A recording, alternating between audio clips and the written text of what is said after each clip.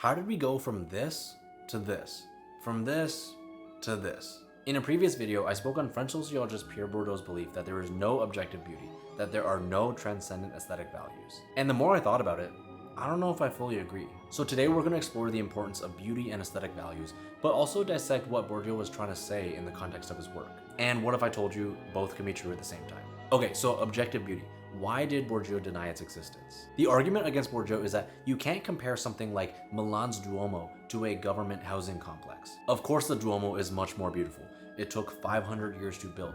Every surface is carved. It's incredibly structurally complex. But what Bourdieu would say is that there's a difference between objective traits and subjective interpretations. Objectively, one is much more complex, requires much more skill to accomplish. But what Bourdieu teaches us is that for you to notice these differences, whether you value them, whether you call one beautiful and the other one ugly, that's culturally learned. A working class Milanese person in the 60s might have looked at new public housing and thought, finally, my family has indoor plumbing and central heating. This is beautiful because it's dignified housing. And an architect trained in Renaissance aesthetics looks at the same building and thinks, this is a crime against humanity.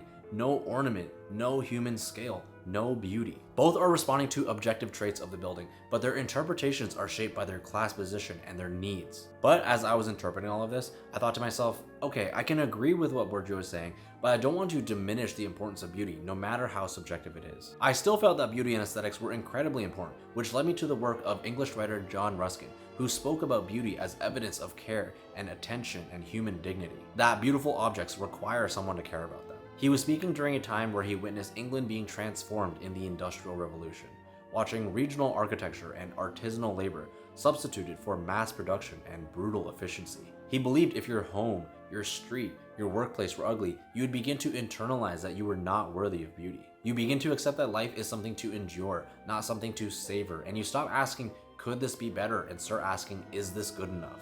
And I don't know about you, but I don't want to be living anywhere where I'm constantly asking, is this good enough? When you live in a world of ugly, you stop expecting beauty, you stop demanding it, and most dangerously, you eventually stop noticing its absence. So while Bourdieu's take makes sense, what I don't want is for us to forget about the importance of beauty, no matter how subjective it is. Which comes back to the entire point of my platform, to show you the process of building and expanding my taste in all aspects: wine, architecture, interior design, art, cuisine, and much more. Because taste is the skill of discernment that comes with an abundance of exposure. The beautiful, the ugly, you have to see it all in order to feel confident in your taste. In future videos, I plan on going deeper into the importance of beauty and taste in the context of AI. So if that sounds interesting to you, please like and follow, and let me know what you think in the comments.